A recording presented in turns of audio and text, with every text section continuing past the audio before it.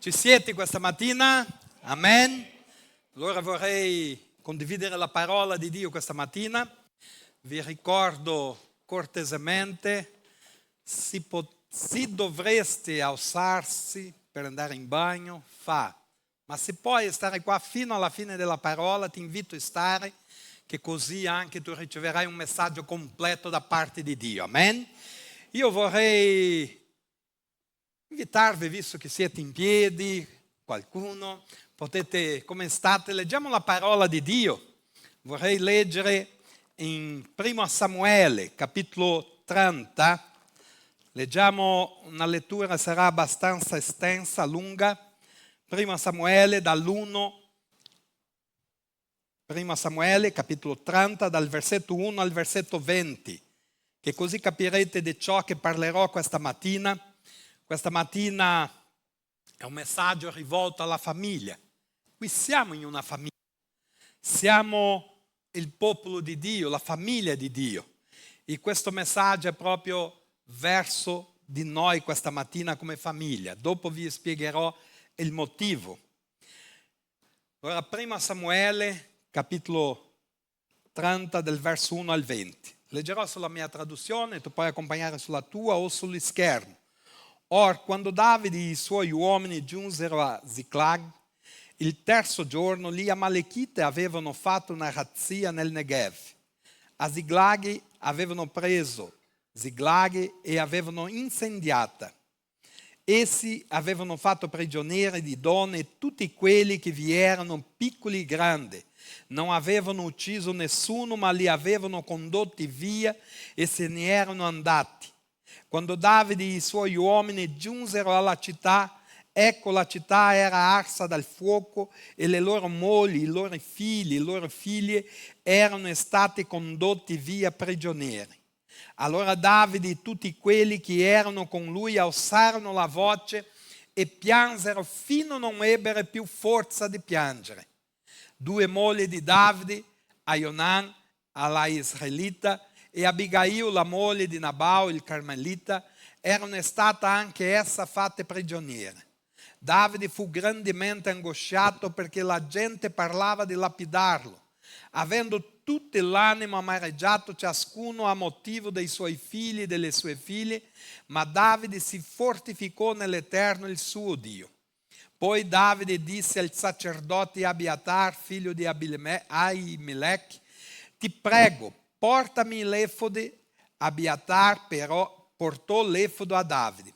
Così Davide consultò l'Eterno e chiese, devo inseguire questa banda? La raggiungerò? L'Eterno rispose, inseguila, perché raggiungerai e certamente recuperai senz'altro ogni cosa. Davide dunque partì con i 600 uomini che aveva con sé e giunse a torrente Besor, dove quelli rimasti indietro si fermarono. Ma Davide continuò in seguimento con 400 uomini, 200 rimasero indietro, perché erano troppi stanchi per attraversare il torrente Besor. Trovarono nella campagna un egiziano e condussero a Davide. Gli diedero pane da mangiare e acqua da bere. Gli diedero pure un pezzo di schiacciata di fichi secchi e 2 grappoli di uva. Dopo aver mangiato, il suo spirito ritornò, perché non aveva mangiato pane né bevuto acqua per 3 giorni e 3 notti. Davide gli chiese, a chi appartiene e da dove vieni? Egli rispose, sono un giovane egiziano, servo di un Amalekita, e il mio padrone mi ha abbandonato perché 3 giorni fa cadì ammalato. Abbiamo fatto una razzia nel Negev di Keritei, nel territorio di Giuda e nel Negev di Caleb e abbiamo incendiato Ziklag con il fuoco. Davide gli disse, puoi tu condurmi giù dove è quella banda? Egli rispose, giurami nel nome di Dio che non mi ucciderai e non mi consegnerai nelle mani del mio padrone e io ti condurrò giù da quella banda. E lo condusse giù e ecco, Egli e gli Amalekita erano sparsi su tutto il paese, mangiando, bevendo e facendo festa per tutto il grande bottino che avevano portato via del paese dei Filistei e del paese di Giuda. Davide li attaccò dal crepuscolo fino alla sera del giorno dopo, e nessuno di loro scampò, a eccezione di 400 giovani che montarono sui cameli e fuggirono. Così Davide recuperò tutto ciò che gli Amalekiti avevano portato via. Davide recuperò anche le sue mogli. Non mancò loro niente, né piccolo né grande, né figli né figlie, né bottino né alcun'altra cosa che avevano loro preso. Davide recuperò tutto, così Davide preso tutto il bestiame, né piccolo e grosso. Ora i suoi uomini conducevano questo bestiame davanti a lui e dicevano: questo è il bottino di Davide. Amen. Vorrei fare un'altra preghiera in questo momento. Inchina il tuo capo, invoca la presenza dello Spirito Santo, invoca la presenza dello Spirito Santo, che Dio possa parlarti con te in questo momento. Papà, vogliamo ringraziarti, oh Padre, per questa opportunità, per questo momento. E ora ti chiedo, Padre, che la presenza dello Spirito Santo che è qui tra di noi possa venire d'incontro ai nostri cuori, alla nostra mente, papà. Che questa parola di questa mattina, oh Padre, possa trovare, oh Padre, dimora nei nostri cuori, papà. Che questa mattina, oh Padre, possiamo essere raggiunti, oh Padre, tramite la potenza della tua parola. Che in questa mattina il tuo Santo Spirito che è qui abbia la libertà in mezzo a noi. Amico Spirito Santo, opera in questo mese, distruggendo le catene, spezzando le catene, facendo la tua opera in nostro mezzo, perché questa mattina, oh Padre, io ti chiedo nel nome potente di Gesù, oh Padre, che la tua gloria possa scendere in nostro mezzo, che la tua gloria, oh Padre, possa essere, oh Padre, qua tra di noi, e che la parola di questa mattina possa venire d'incontro alla nostra necessità, papà, perché possa produrre frutti di ravvedimento, di trasformazione, che il frutto di questa mattina, oh Padre, possa essere, oh Padre, guidato dal tuo Spirito Santo. E nel nome di Gesù, oh Padre, io ti chiedo ora che tu cresca e io diminuisca, nel nome potente di Gesù. Amen e amen. Accomodatevi. Allora, questo messaggio che ho letto abbastanza lungo è per un motivo solo. E il motivo è che questa mattina vorrei, come ho detto prima, predicare per le famiglie. È un messaggio verso la famiglia. Famiglia, sappiamo che è un progetto di Dio. E perché che vorrei condividere un messaggio riguardo alla famiglia? Perché venerdì io e la mia moglie, questa bella donna che è qui davanti, abbiamo compiuto 33 anni di matrimonio. 33 anni non sono pochi, e neanche tanti, perché ancora ci sono altri perché verranno davanti. Però sono 33 anni che stiamo assieme di matrimonio, oltre quello periodo di affidanzamento. E in questi 33 anni ci sono stati dei momenti belli, dei momenti di gioire, di rallegrarsi, ma ci sono stati anche dei periodi di crisi, periodi di pianto, periodi di tristezza, di angoscia. Però io credo che i periodi belli, il periodo di gioire, di rallegrarsi, non soltanto in due, ma in famiglia, superano quelli di tristezza, di dolore, di crisi. Io ho sentito proprio nel cuore proprio di portare un messaggio riguardo alla famiglia, perché famiglia è benedizione, famiglia è un progetto di Dio. E Dio ha creato l'Adamo, ha creato la Eva e ha costituito la famiglia. E se tu sei solo qui questa mattina, te lo dico, stai attento che tu non sei il serpente. È una battuta, scherzo, non arrabbiarsi, Se tu sei solo, sappia che c'è il tuo Adamo, c'è ancora la tua Eva per venire d'incontro a te. Continua a ricercare. Però la famiglia è una benedizione. E avere una famiglia forse no, possiamo dire che è il più grande patrimonio che possiamo avere in questa terra. Avere una famiglia è il più grande patrimonio. Io ho messo proprio come un tema per questa mattina, per il messaggio, famiglia, luogo di restaurazione e trasformazione. Perché in una famiglia, come ho detto prima, ci sono dei problemi, ci sono delle difficoltà, ci sono a volte tanti problemi e è lì che serve a volte che Dio possa operare in mezzo alla famiglia per restaurare, per trasformare, perché due possono vivere, o più di due, perché inizia in due e dopo vengono i figli, ma di solito si finisce in due. Già possiamo vedere, adesso abbiamo i netti che ogni tanto girano, i nipoti che ogni tanto girano a casa, ma ci sono delle giornate che siamo io e lei e me. Uno guarda verso l'altro, l'altro verso di me e così via. E va bene così, è l'inizio, abbiamo iniziato in due e di solito si finisce in due. Ma questa è una benedizione, però una famiglia è proprio un luogo di restauro, di restaurazione, un luogo di trasformazione.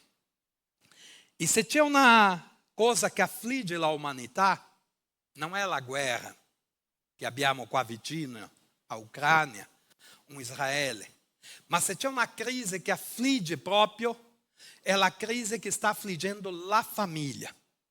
La famiglia è qualcosa che sta soffrendo tanto negli ultimi tempi. Perché? Se sapete, in Italia, parliamo della nostra nazione, è cresciuto 50% il numero di divorzio e di separazione in Italia. È cresciuto così una roba spaventosa, si spaventa dal numero. Io riguardo nel mio vecchio tempo di bambino, praticamente quasi non si sentiva parlare di divorzio, di separazione. La famiglia si iniziava e andava avanti. Tu puoi dire, pastore, ma quelli tempi erano diversi. Il tempo erano diversi. Ma cosa è cambiato allora? Perché i tempi sono cambiati, ma la parola di Dio è sempre la stessa. E ciò che l'uomo, che Dio ha unito, l'uomo non può dividere, separare. E il problema è che a volte sta mancando Dio dentro delle famiglie. È la mancanza di Dio che sta portando questo problema in mezzo alle famiglie, che sta affliggendo la umanità. E è questo perché la famiglia, essendo un progetto di Dio, è ciò che il nemico vuole distruggere, è la famiglia. È il suo bersaglio proprio. E quando io parlo di famiglia non è soltanto una coppia, ma è la coppia con i figli, a volte anche gli amici, i nipoti, i parenti. Il nemico vuole distruggere proprio il progetto di Dio. Io ho segnato qui proprio che anche le autorità, non soltanto in Italia, ma nel mondo, sono un po' confuse su cos'è famiglia. Sono un po' confusa in questi ultimi anni. Cos'è una famiglia? Magari qualcuno si domanda, i nostri bambini che stanno andando a scuola ora, noi come genitori o voi come genitori, devono stare attenti perché devono cercare di spiegare veramente ciò che è il contesto famiglia. Perché oggi ci sono purtroppo dei bambini che hanno 2 papà, 2 mamme. Oggi per il mondo la famiglia è questo. Ma noi come credenti, come figli di Dio, dobbiamo vedere cosa la parola di Dio ti dice, ciò che è famiglia. Perché le autorità italiane o del mondo possono essere confuse sul riguardo ciò che è famiglia, ma noi non possiamo essere confusi. Noi dobbiamo essere certo che famiglia è ciò che l'uomo prende una donna, si costituisce marito e moglie e tirano su una famiglia. È secondo ciò che Dio ha creato. Famiglia è il progetto di Dio. Non possiamo, ma oggi è tutto normale, no. E è per questo che i nostri bambini devono stare attenti. E questo è un compito nostro, dei genitori, di istruire loro sulla parola di Dio. Perché? Per sapere che la famiglia, la vostra famiglia, la mia famiglia, è un bersaglio che il nemico cerca di distruggere, cerca di senza dubbio mettere sottosopra.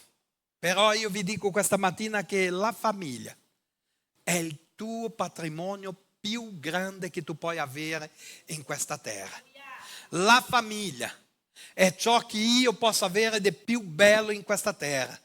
In questi 33 anni di matrimonio, di una famiglia, ciò che io ho conquistato di materiale, che non è che sono pochi, neanche molto o niente, dipende come uno guarda.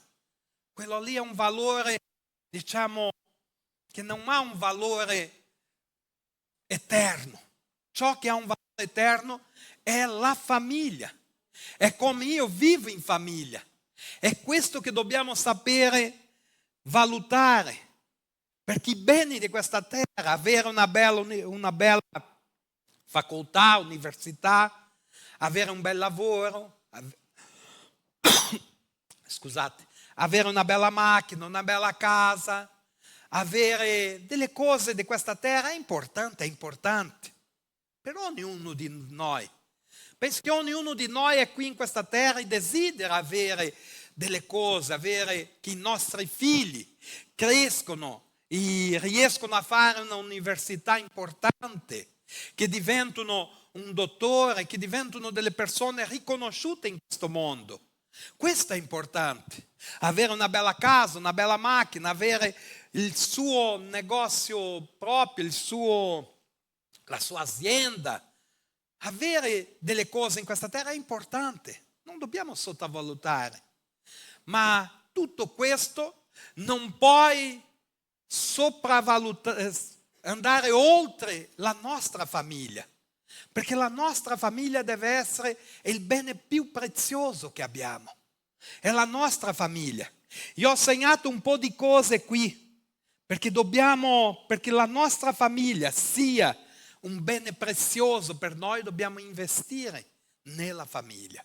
E quando io parlo di investire non è soltanto denaro, perché io ho conosciuto delle persone che hanno investito o hanno cercato di investire denaro nella famiglia, ma alla fine i suoi figli si sono persi, alla fine la famiglia è distrutta, perché a volte uno può pensare: io cerco di dare tutto ciò che i miei figli desiderano e così lo tirerò dei belli figli, delle persone importanti nella società. E invece no. La famiglia va oltre che ciò che riusciamo a dare materialmente per un bambino, per una bambina, o anche per la sposa, o anche per il marito. La famiglia è basata sul fatto di amore. La famiglia è basata sul fatto di dialogo, di una conversazione. E è per questo che dobbiamo stare attenti come il nemico opera per distruggere la famiglia. Perché qui abbiamo proprio letto un brano che ci parla di famiglia. Io avevo segnato anche qua che nessuno dei nostri successi nel mondo, in questa terra, può compensare la sconfitta della nostra famiglia. Nulla. Magari un può dire: pastore, io ho conquistato, ho 10 case, ho delle belle macchine, io posso acquistare, comprare, fare quello che voglio perché ho conquistato dei soldi. Ma è la famiglia. Questo non sono dei soldi a volte che puoi acquistare, perché la famiglia va conquistata con amore, con dedicazione. È per questo che viviamo in un'umanità che oggi valorizza più i beni materiali che la famiglia o che l'essere umano. Noi dobbiamo cercare di guardare verso la parola. Il bene più prezioso che dobbiamo avere è la nostra famiglia, è la nostra casa. Io ho segnato qui anche una domanda: quanto è importante per te la tua famiglia? Quanto è importante per me la mia famiglia? Io, la mia moglie, raggiungo anche i figli, i nipoti. Quanto è importante? Dobbiamo avere questo pensiero nella nostra mente. È il valore della famiglia. Qual è l'importanza che ha nella nostra vita?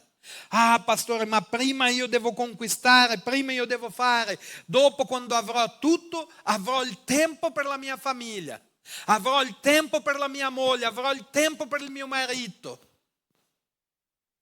Se ci sarà tempo, se il nemico non raggiunge il suo bersaglio, che è distruggere la famiglia. In questo testo dove abbiamo letto, possiamo avere una famiglia sotto l'attacco, il nemico che distrugge una famiglia. È per questo che ho deciso di leggere tutto questo brano fino al verso 20, proprio perché così, se qualcuno non era conoscente di questo brano, avete visto che il nemico è raggiunto l'accampamento di Davide, è portato via i figli, le figlie, le mogli, il bestiame, è distrutto. È stato un attacco proprio prepotente per distruggere quella famiglia, un attacco crudele. Io quando leggevo questo brano proprio, io ricordavo proprio di quello che Hamas è fatto lì a ottobre dell'anno scorso, se non mi sbaglio, da 2 anni già. Passano i tempi. Proprio quello che è successo. E qui vediamo proprio che in questo brano dove abbiamo letto c'è stato almeno 5 aree che il nemico ha cercato di agire in una famiglia. E dove il nemico cerca di agire dentro della nostra famiglia, nella nostra casa, sono in queste 5 aree. È dove lui attacca. Perché qui abbiamo visto che nel versetto 1 proprio gli Amalechite cosa hanno fatto? Hanno incendiato la città, hanno derubato la città, hanno portato via. E qui ci parla proprio dell'area delle finanze. È una delle aree che a volte il nemico cerca di agire nella nostra vita per distruggere la nostra famiglia, nell'area delle finanze. E qui dobbiamo essere molto, molto criterioso, non so se uso questa parola, nelle finanze. Perché a volte commettiamo degli sbagli e il nemico riesce a avere una breccia e distruggere la nostra famiglia per motivo delle finanze. Una seconda area è nei figli. Abbiamo letto nel versetto 3 che loro hanno portato tutti i figli, siano maschi, siano femmina, hanno portato via come prigionieri. E a volte noi sottovalutiamo anche con i nostri figli. Lasciamo così, ma è tutto normale. E non prendiamo cura dei nostri figli come la parola di Dio ci insegna di prendere cura. E il nemico viene e cerca di portare via.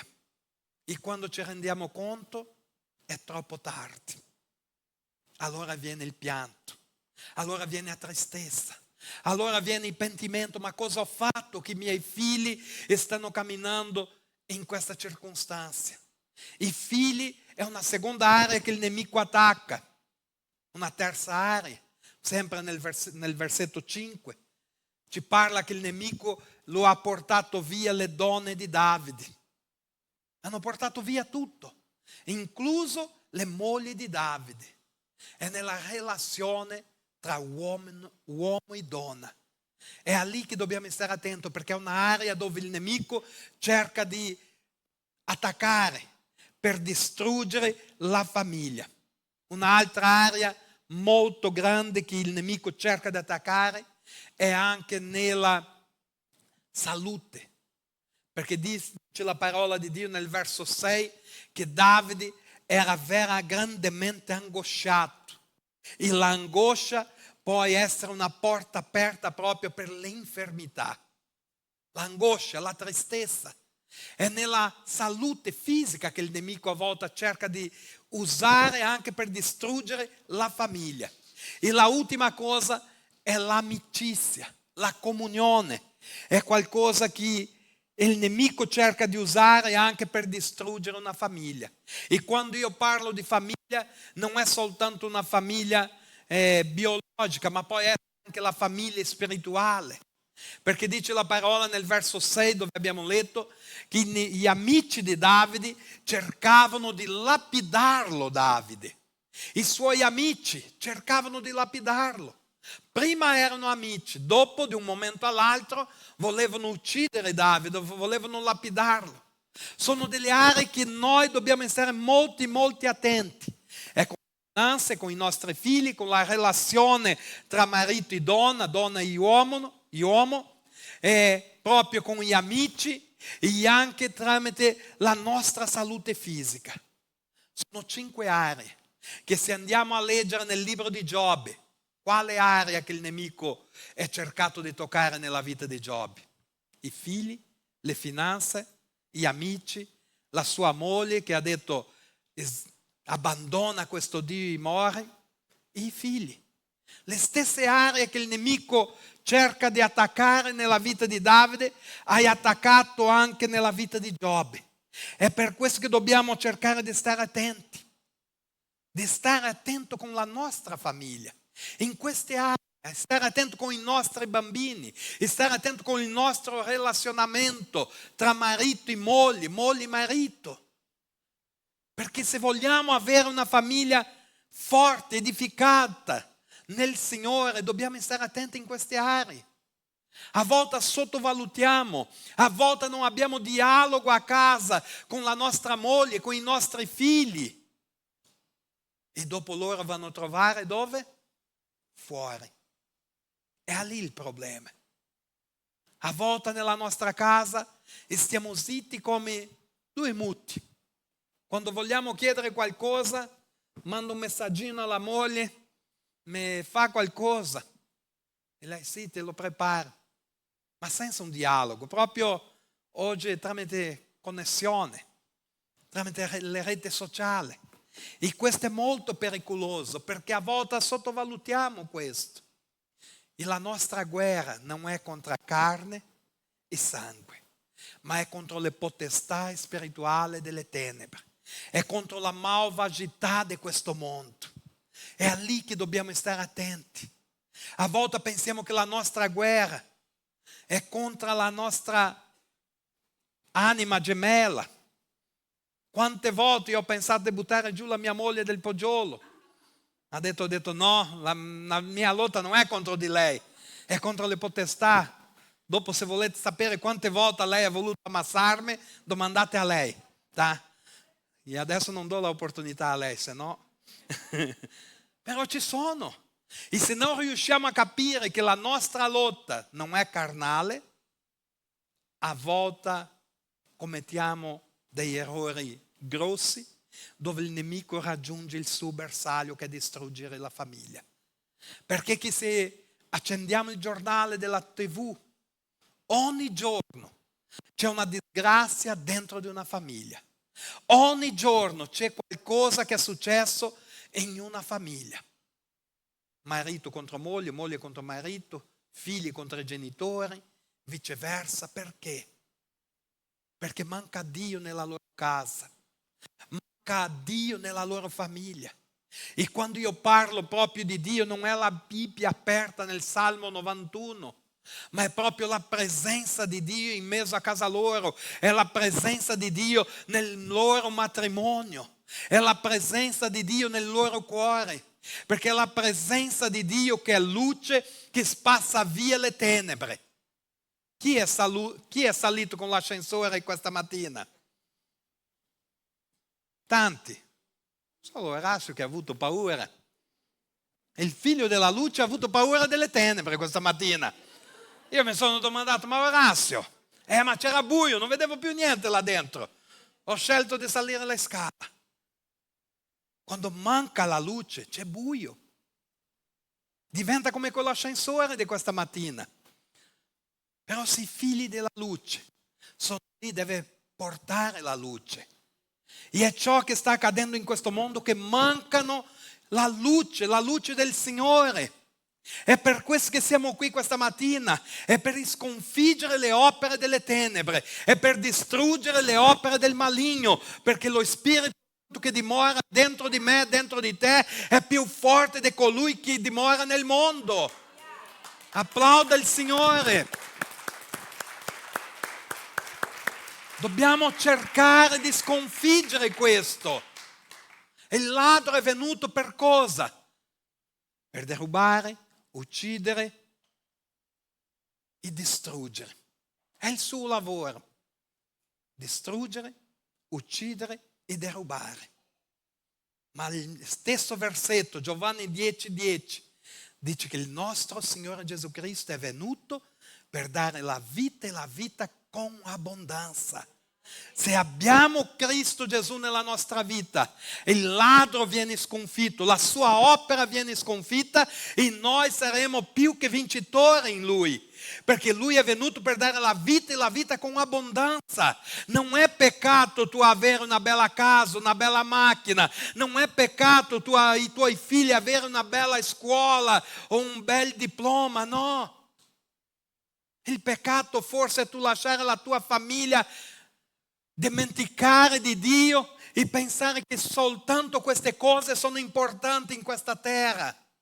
Sono delle cose importanti, ma senza Dio sono delle cose futili, sono delle vanità. Tutto è vanità in questa terra senza Dio. Ma con Dio sicuramente tutto può cambiare nella vita dei nostri figli, nella nostra vita, perché loro saranno riconosciuti, saranno visti anche con gli altri occhi. Sicuramente se i tuoi figli vengono istruiti nella parola di Dio e un domani diventano un dottore, sicuramente guarderanno verso loro con gli occhi diversi. Per quale motivo? Perché loro trasmettono la luce di Cristo Gesù che è su di loro. È questa la differenza. Invece se non hanno Cristo Gesù possono trasmettere soltanto conoscenza, soltanto saggezza umana, ma con Cristo Gesù loro possono trasmettere luce, possono trasmettere guarigione, possono trasmettere liberazione per le altre persone. È per questo che esiste, domenica scorsa la linea ha parlato dei psicologi, che tutti noi prima o poi avremo, perché tutti noi abbiamo un po' di pazzia. Se tu pensi di no, tu sei più pazzo di me. Tutti noi siamo un po' fuori di testa e abbiamo bisogno dei psicologi. Però c'è una differenza a volte in un psicologo che non serve a Dio e uno che serve a Dio. Perché quello che serve a Dio sicuramente Lui ti direziona verso una strada diversa, a quale non soltanto produrrà guarigione alla tua mente e al tuo cuore, ma trasformerà e estrai di te il meglio di Dio nella tua vita. È per questo che è importante. Se tu hai bisogno di una terapia, se tu hai bisogno di un psicologo, cerca un psicologo cristiano, uno che puoi parlare proprio secondo i principi della parola di Dio, perché questo è importante. Avere la luce del nostro Signore. Io ho segnato qui proprio che ci sono delle famiglie oggi che sono distrutte proprio per mancanza di perdono. Ci sono delle famiglie a volte che sono distrutte perché danno breccia proprio nell'area del dialogo. Ci sono delle famiglie che sono distrutte a volte perché lasciano essere guidato dal consiglio degli empi e questo non è una bella cosa, perché adesso vedremo qui cosa Davide ha fatto per riscattare, per riuscire a riavere la sua famiglia. Perché ci sono tante famiglie che sono proprio guidate dal mondo, lasciano essere guidate dal mondo e lì ci sarà proprio un momento in cui questa famiglia crolla. Io ho conosciuto delle persone, delle famiglie che vivevano con una maschera dentro della loro casa, letteralmente, ma prima della pandemia, non con la pandemia, prima ancora, vivevano con una maschera nel senso che fuori quando uscivano andavano d'accordo, dentro della loro casa niente da fare, uno dormiva nel suo letto, l'altro sull'altro. E spaventatevi se volete, credente. È per questo che non basta essere credente, è per questo che non basta a volte appartenere a una religione. Magari tu stai domandando, ma pastore, guarda tutto ciò che sta accadendo nella Chiesa. Quando io parlo nella Chiesa, non nella nostra, nella Chiesa in generale. perché ci stanno accadendo tanti scandali. Adesso provate a pensare, se sta accadendo tutto questo in mezzo alla Chiesa, dove doveva essere la luce e non la tenebre, immaginate com'è fuori. Se nella Chiesa sta vivendo questo periodo di caos, fuori non ci parliamo neanche. Io preferisco stare qui, dentro della arca. La arca, adesso capirete il motivo, no? Perché quando c'è stato il diluvio, pensate 40 giorni dentro della arca. Tutte quelle bestiame che c'erano là, tutte quelle bestie. Provate a immaginare la puzza che c'era dentro di quella arca. Ma loro, se hanno voluto salvarsi, sono rimasti dentro dell'arca. È preferibile stare dentro dell'arca. A volte se ci sono dei problemi, se ci sono delle difficoltà, ma raggiungere la salvezza, che uscire dall'arca pensando che il mondo sta meglio, no, il mondo sta peggio. Il mondo sta crollando, la terra sta barcolando come un ubriacone, perché sono gli ultimi tempi della Chiesa nella terra e dobbiamo stare attenti. Noi non possiamo contentarsi di questo, ma dobbiamo dire: io voglio essere luce per questa umanità, io voglio essere un sostegno per quelli che hanno bisogno di un sostegno, come famiglia, come un servo di Dio. È questo che siamo invitati a fare, essere diverso in questa terra. Io ho conosciuto in questi 33 anni di matrimonio, prima nel mio matrimonio, dove Dio ha messo una coppia per aiutare noi, perché forse l'ho detto, il primo anno di matrimonio nostro è stato un caos. Perché? Perché io pensavo di essere un gran uomo, non in statura, perché in statura fino ad oggi sono sempre piccolo. Immaginate, pensavo di essere, ma non sapevo nulla cos'era una famiglia.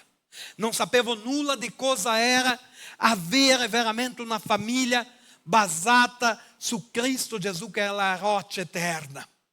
Ma Dio ha provveduto una coppia, che quella coppia ci ha aiutato tanto, perché oggi possiamo arrivare a 33 anni di matrimonio. Ma in questi anni di matrimonio abbiamo potuto aiutare tante coppie che hanno voluto essere aiutati a continuare, a perseverare assieme. Perché a volte loro non riescono a capire il problema dell'umanità, non riescono a capire che questi problemi che affliggono a volte il nostro relazionamento come marito e moglie affliggono gli altri. E loro dicono: no, è meglio mollare, è meglio andare. Vanno, costituiscono un'altra famiglia con un'altra persona, ma dopo si ripete lo stesso problema che c'era sulla prima. Se già è successo questo con te, cerca da ora in poi raddrizzare la tua via in Cristo Gesù. Prendere insegnamenti da Cristo Gesù e tu vedrai che tu potrai vivere novità di vita nel tuo relazionamento, nel tuo nuovo relazionamento con Cristo Gesù. Un relazionamento senza Cristo Gesù come il capo della famiglia non è un relazionamento. Può essere soltanto un momento di piacere, soltanto un momento che quando verrà la tempesta crollerà. Perché senza Dio una famiglia non può resistere. Senza famiglia un matrimonio non può essere solido e edificato. È per questo che Dio ha stabilito la famiglia. È come una piramide, possiamo dire. Dio è il capo e dopo c'è la moglie e l'uomo che sono sotto. È questa la differenza. Quando Dio è al di sopra di un matrimonio, quello matrimonio persiste, resiste solido per sempre. Andiamo avanti qui, che devo entrare di nuovo qua nel mio messaggio. Perché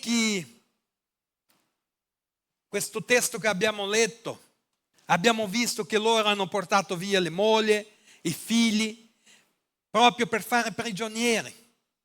E a volte anche dentro della nostra vita ci sono, dentro della nostra famiglia. Ci sono a volte dei nostri figli, a volte la nostra moglie, a volte il nostro marito, che sono prigionieri del nemico e non ci rendiamo conto. Prigionieri in quale senso? Possono essere prigionieri del peccato, possono essere prigionieri di una depressione, puoi essere prigioniero proprio anche delle reti sociali, puoi essere prigioniero proprio dell'angoscia.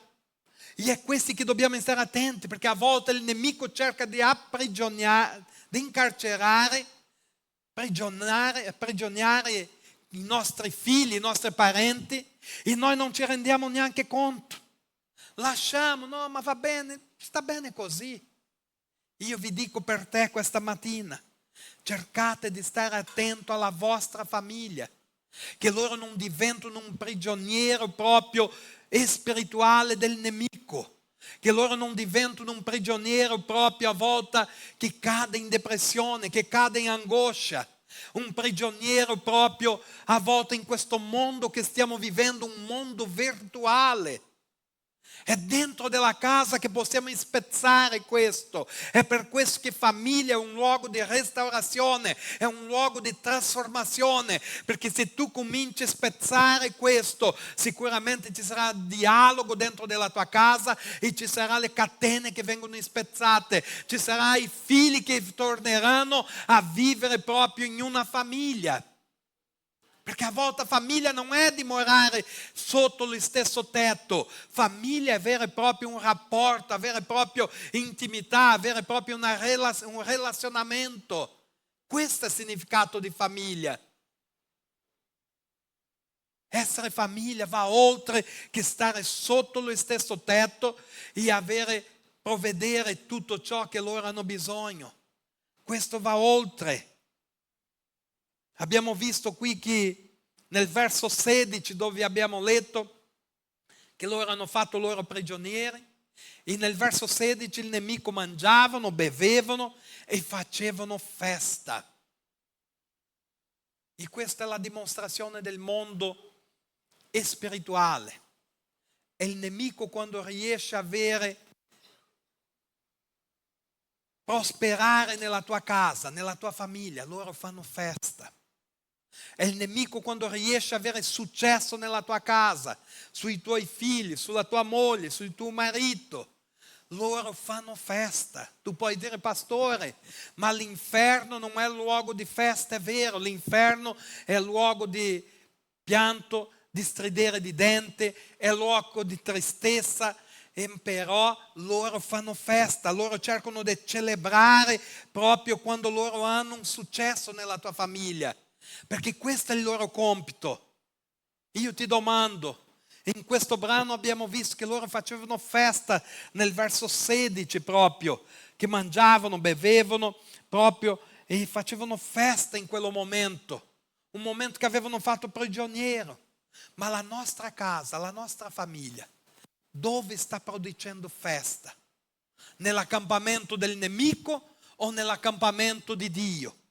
Perché a volte ci sono delle famiglie che pensano che stanno producendo festa. C'è felicità, c'è gioia, c'è allegria in mezzo alla famiglia. Ma in quale accampamento? Del nemico o nell'accampamento di Dio? Perché avere una vera festa è nella presenza del Signore, è dove Lui ti riempie il tuo cuore di gioia e di allegria. È lì che la nostra famiglia deve produrre festa, è nella presenza del nostro Signore, è nella presenza, nell'altare del Signore, è lì che abbiamo la vera festa, è quando produce gioia nel nostro cuore di vedere i nostri figli che servono al Signore, è dove vediamo la nostra moglie, il nostro marito che servono a Dio, è lì che stiamo producendo la vera festa nell'accampamento del nostro Signore. Non possiamo lasciare che il nemico abbia gioia e allegria e produca festa quando lui raggiunge un bersaglio nella nostra vita, nel nostro matrimonio o con i nostri figli. Ma lui ti chiama questa mattina a vegliare per la tua famiglia, vegliare per la tua casa, vegliare per il tuo matrimonio, vegliare per i tuoi figli. Dobbiamo vegliare, perché così Davide riesce a conquistare la sua famiglia di nuovo. Perché tutto ciò è successo perché Davide non era nell'accampamento, Davide era fuori dell'accampamento. È lì che dobbiamo stare attenti noi come sacerdoti, come uomini di casa. Dobbiamo stare nella posizione dove Dio ci ha chiamato e nella posizione a quale Dio ti ha messo di autorità sulla tua famiglia, sulla tua casa e come sacerdote della famiglia. Perché questo, quando i nemici hanno attaccato all'Negev, Davide non era lì. Noi come uomini dove siamo? Stiamo vegliando per la nostra famiglia? E stiamo proprio come autorità della nostra famiglia? E quando io parlo di autorità non è soltanto in dare ordini, fa questo, fa quello altro, ma è come sacerdoti. È pregare per la nostra moglie, è pregare per i nostri figli, è imporre le mani sulla testa e sul capo dei nostri figli e dire: io ti benedico nel nome di Gesù, io ho una parola per te mio figlio, mia figlia, io ho una parola per te mia moglie. Questo è essere sacerdote, è essere autorità nella nostra casa. Ci sono delle persone che confondono l'autorità con l'autoritarismo, che dicono fa questo e deve fare questo. No, questo non è autorità, questo è essere un dittatore, un autoritario. Ma avere l'autorità di Dio nella nostra vita è imporre la mano sul capo dei nostri figli e dire: mio figlio, mia figlia, io ministro sulla tua vita benedizione. Se fino ora tu non riuscivi a fare questo o quello altro nella scuola, da ora in poi io chiedo saggezza per te e questa saggezza arriverà dall'alto per te e ministrare benedizione sulla vita dei nostri figli. Questo è avere l'autorità, è proprio avere questa autorità che viene dal Signore. Per cosa? Per cambiare la storia della nostra famiglia. Vediamo velocemente cosa Davide ha fatto per riconquistare la sua famiglia. Nel verso 4 del capitolo 30 dice che Davide è pianto fino a che non c'era più forza. Davide ha pianto. Quando è stata l'ultima volta che te, come papà o come mamma, hai pianto per i tuoi figli? O tu come marito hai pianto per la tua moglie? O viceversa? Piangere non fa di meno un uomo. Piangere è segno proprio di umiliazione davanti al Signore. Davide si è messo a piangere proprio per la sua famiglia, perché lui non riusciva a sopportare ciò che aveva accaduto in quel luogo. E allora Davide e tutti quelli che erano con lui alzarono la voce e piansero finché non ebbero più forza di piangere. Provate a immaginare quanta lacrima quest'uomo ha versato lì. Perché? Perché lui ha pianto per la sua famiglia. Piangere per il tuo matrimonio. Piangere per i tuoi figli. Piangere per la tua famiglia è qualcosa che è piacevole a Dio. Quanto tempo fa che non piangiamo per i nostri figli? Piange nella presenza del Signore, non desiste dei suoi figli, non desista dal suo marito, della sua moglie, non desista del suo matrimonio, non desista della sua casa. Può essere che i tuoi figli sono prigionieri, può essere che la tua moglie è prigioniera, può essere che il tuo marito è un prigioniero oggi, ma non desistere di loro. Piangia nella presenza del Signore e presenta loro nella presenza del Signore e tu vedrai che Dio può trasformare ciò che era maledizione in benedizione, perché è ciò che Dio ha per i suoi figli. Un'altra cosa che vediamo nel verso 6, che Davide si angoscia, ma si fortifica nel Signore. Davide diventa angosciato. Davide fu grandemente angosciato. La gente parlavano di lapidarlo, perché tutti erano amareggiati a motivo dei loro figli, ma Davide si fortificò nel Signore.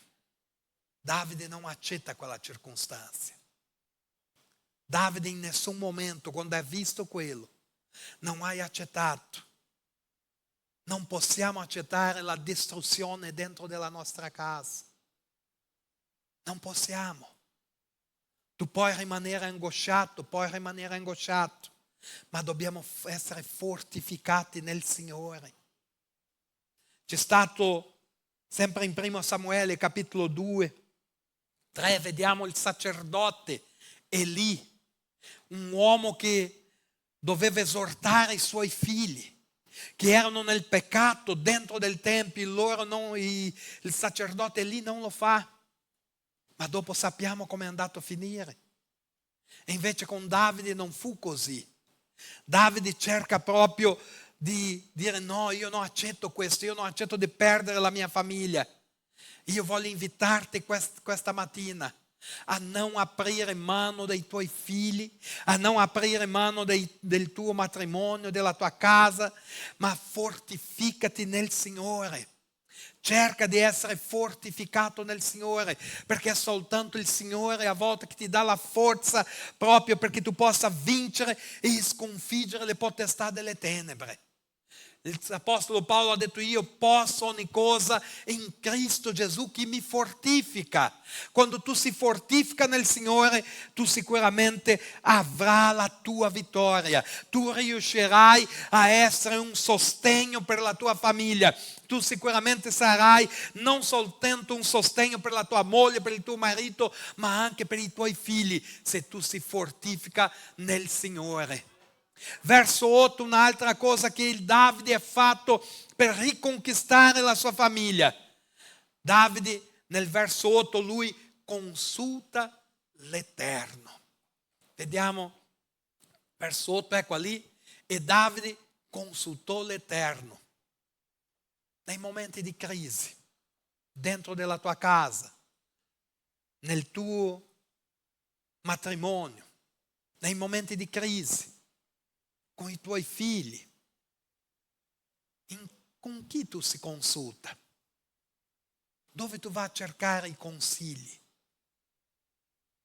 Io conosco dei credenti che stanno andando a cercare consigli nel mondo, nei momenti di crisi. Perché tutti noi siamo soggetti a crisi, a volte con i figli, a volte nel matrimonio. Tutti noi siamo soggetti a crisi. Dove tu stai andando a cercare consigli? Chi tu stai consultando? Sicuramente se tu vai a consultare nel mondo, il consiglio sarà: lascia stare, lascia perdere.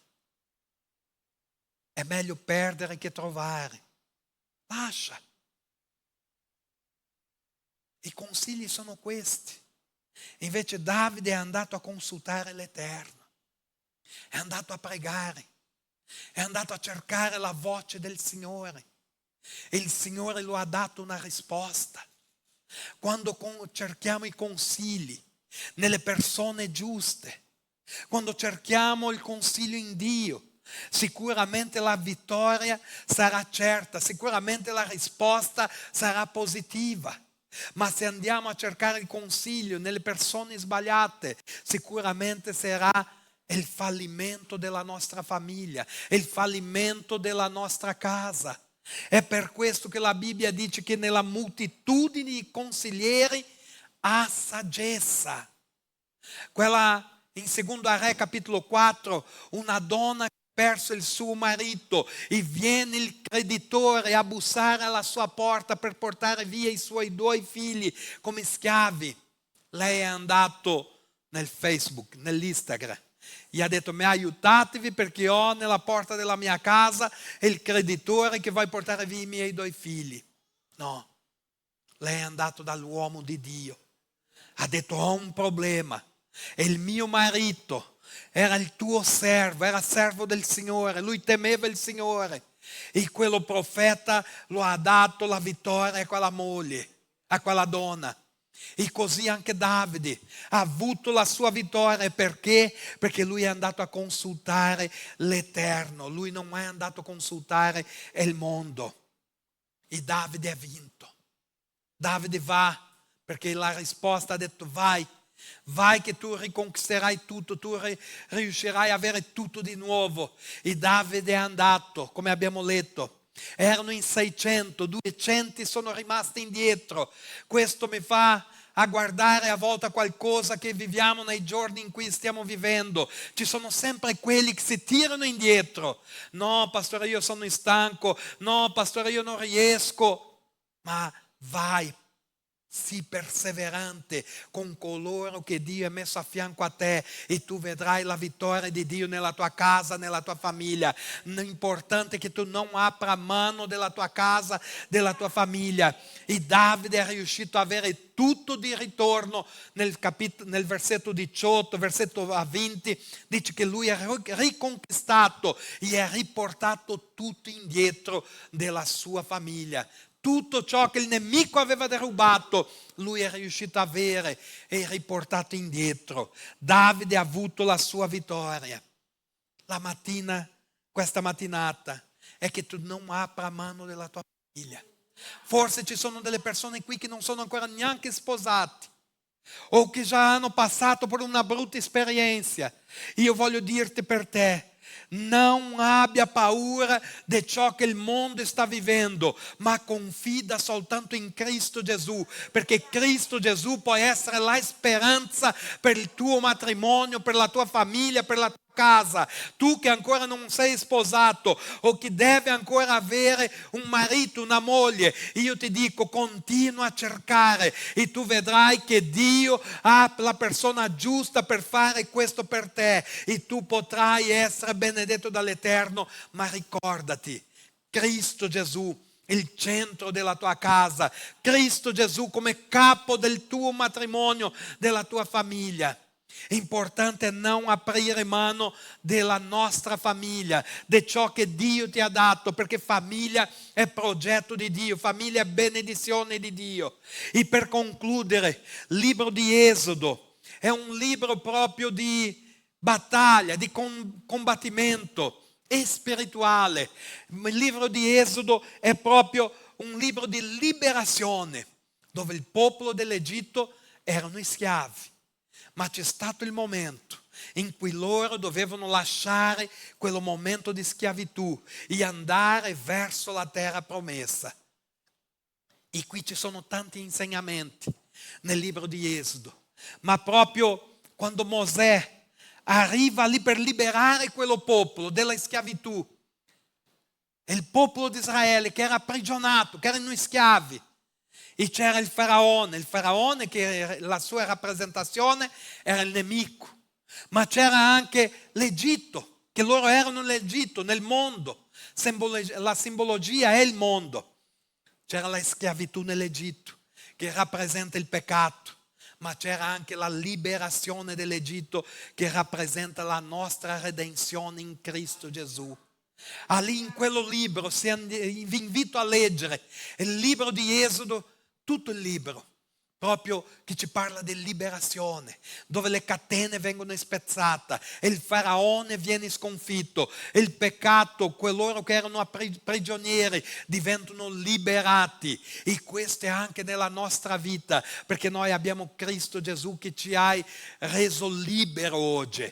Cristo Gesù ci ha reso libero perché tu possa vincere e avere una famiglia benedetta, avere un matrimonio benedetto, avere dei figli benedetti.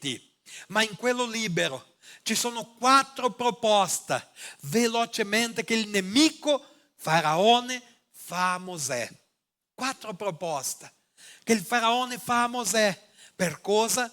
Per non liberare di una volta per sempre il popolo di Israele. La prima si trova in Esodo capitolo 8, versetto 25. Chiederò a Tiago di mettere questi versetti per me e dopo concluderemo con la preghiera. Esodo 8, 25 dice così: il faraone chiamò Mosè e Aarone e disse: andate, offrite sacrificio al vostro Dio nel paese. Sa cosa Faraone voleva dire a quello popolo? Ha detto a Mosè e a Aarone: andate, potete proprio continuare in questo mondo, però senza una trasformazione. state lì, potete andare, continuate nel mondo. È questo che il nemico vuole del popolo di Dio. Vuole rendere prigioniero che continua nel mondo proprio senza avere una trasformazione. 8:28, un'altra proposta di Faraone a Mosè.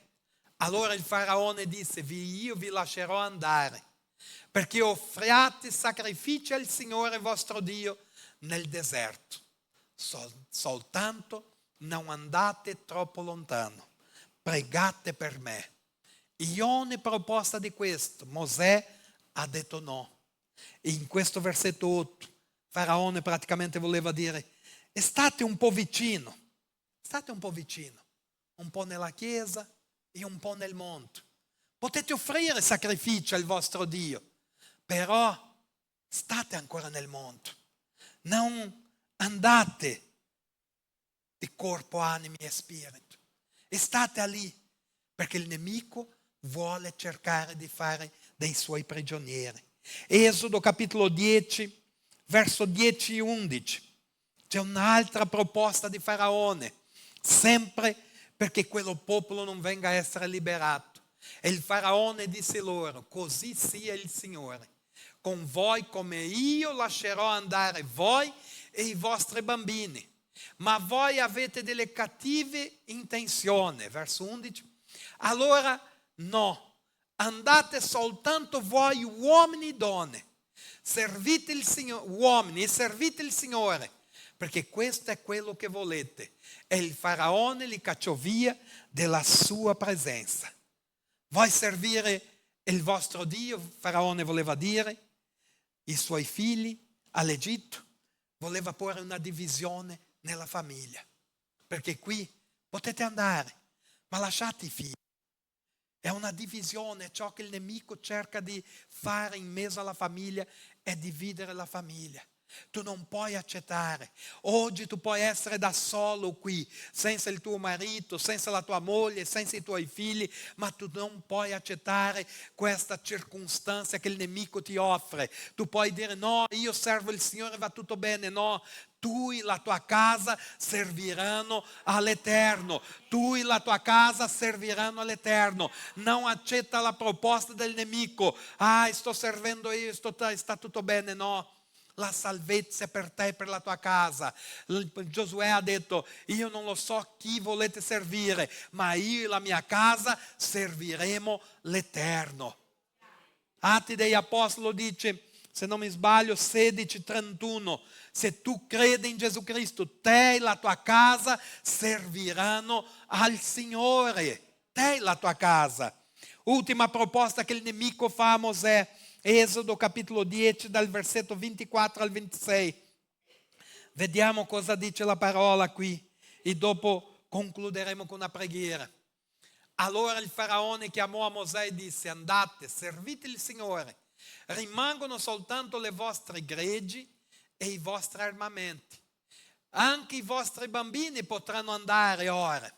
Ora lui già ha liberato anche i bambini, ma doveva restare proprio gli armamenti, i greggi, i bestiame. Verso 25, Mosè disse: tu ti devi permettere di avere sacrifici e olocausto da offrire al Signore nostro Dio.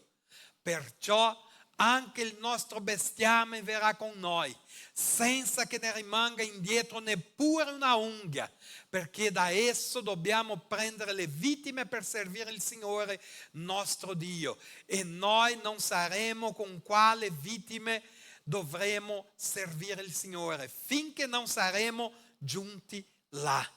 Qui Mosè ha detto: no, anche il nostro bestiame verrà con noi, senza che ne rimanga indietro neppure una unghia.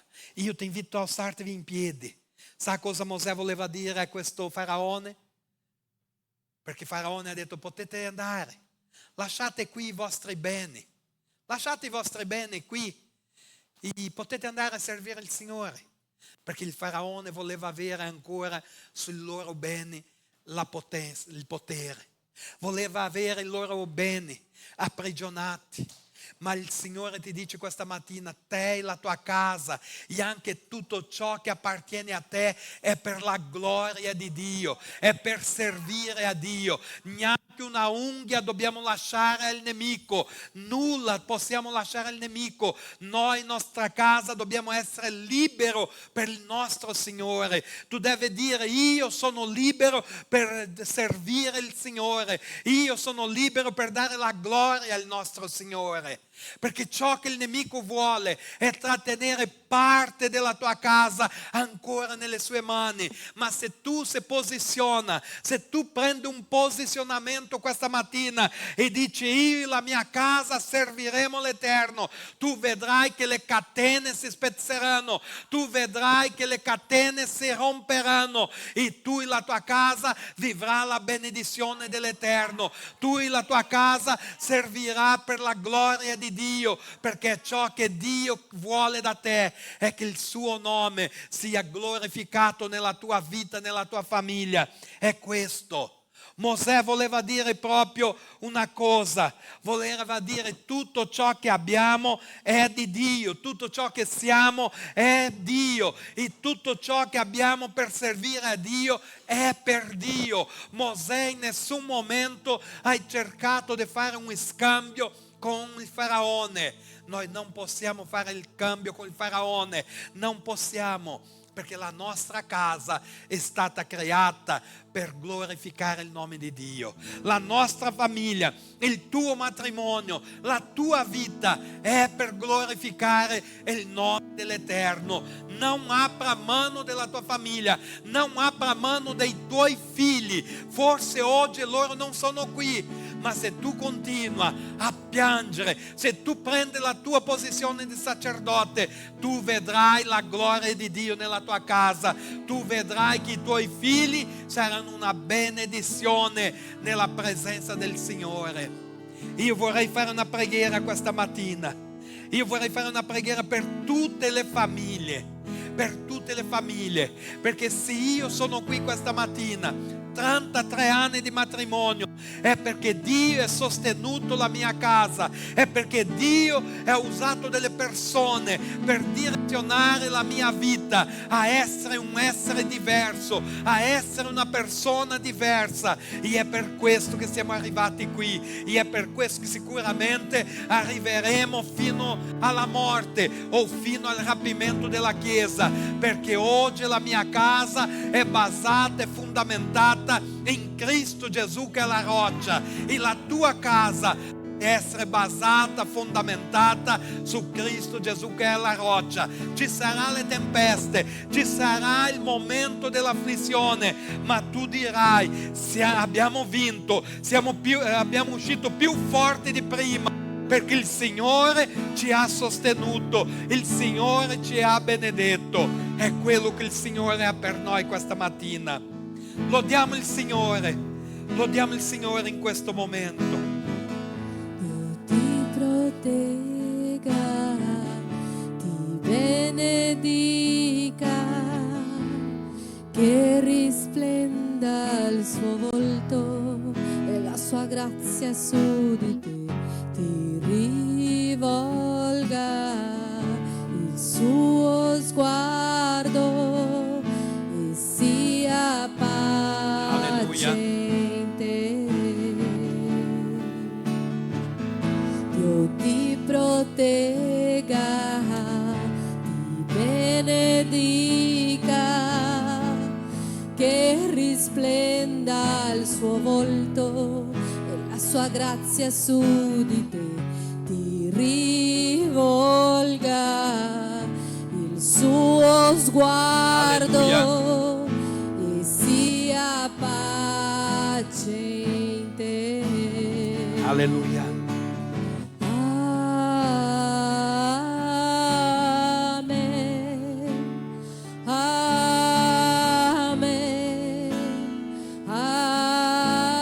Amen. Io vorrei chiedere qualcuno che chiama la Maria con i nostri bambini, portano qui nel Tempio, perché io voglio pregare per le famiglie queste mattine.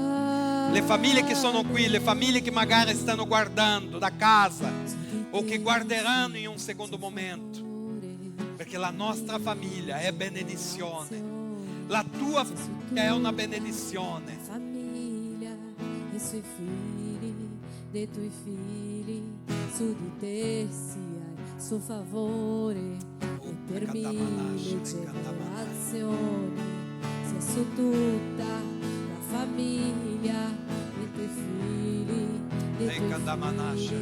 Sia con te la tua presenza ti preceda e ti segua, che ti riempia, ci termoni. È con te lui al mattino e alla sera, nel tuo andare, Alleluia. nel tornare, nel tuo pianto, nella gioia. È per te lui, è per te lui, è per te lui, è per te lui, è per te lui, è per te lui, è per te lui, è per te lui. Amen.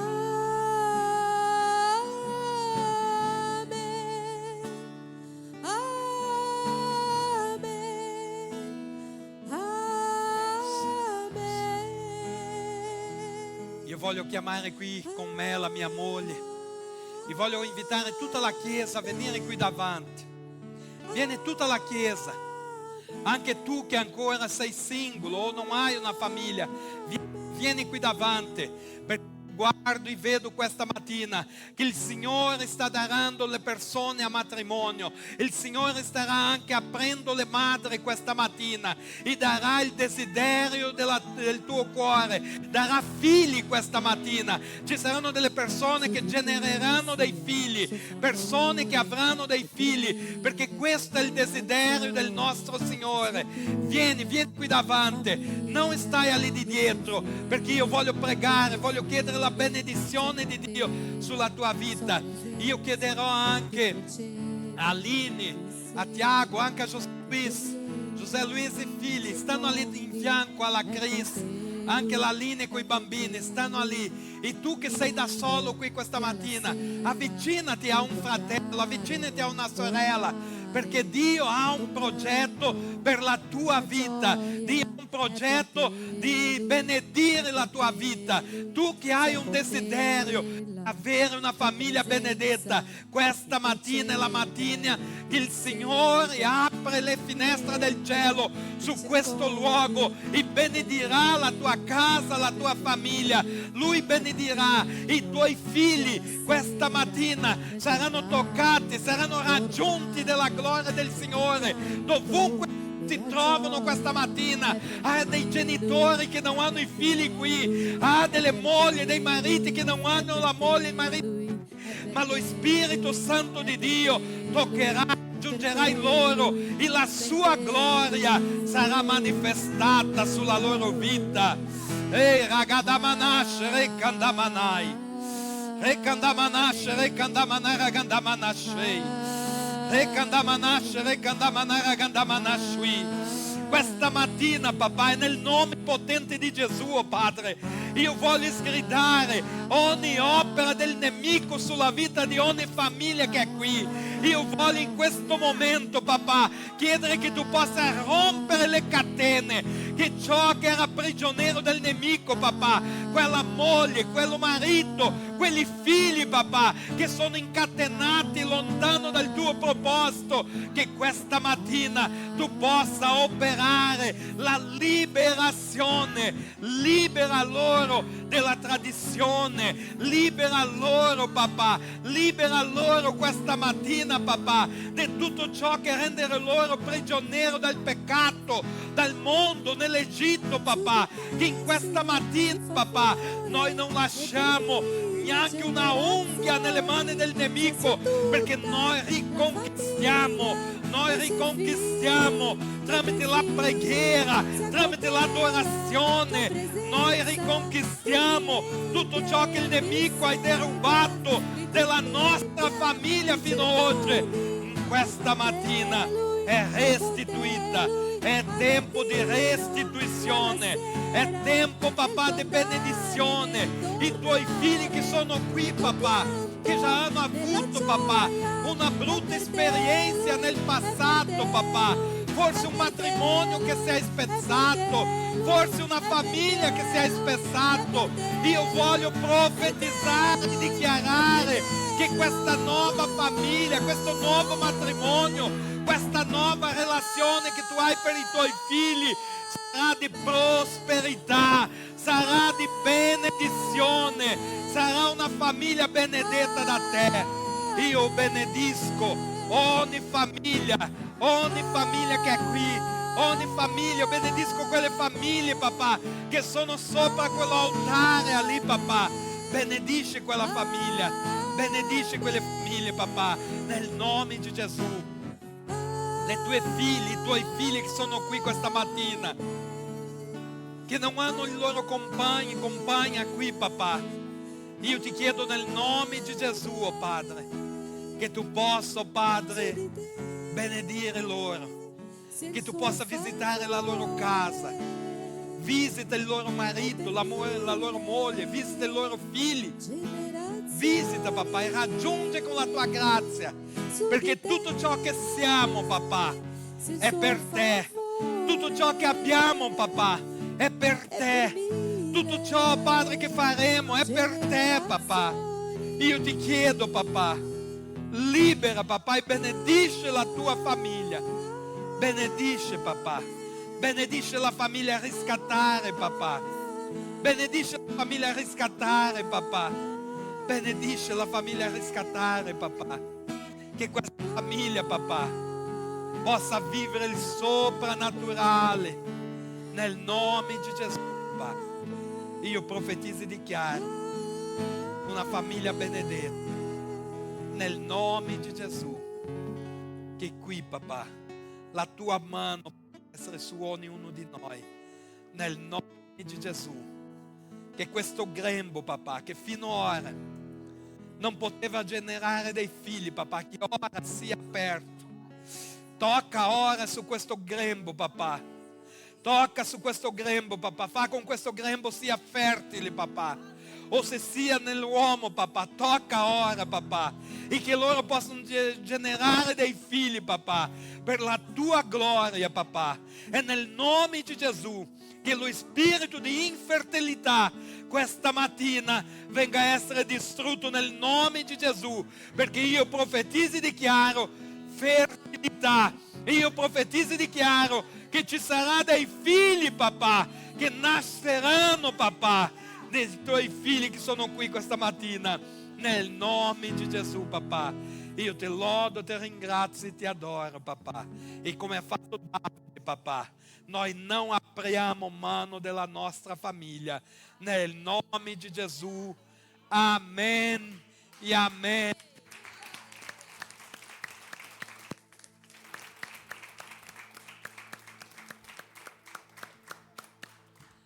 Amen. Potete ritornare al vostro posto, già stiamo concludendo.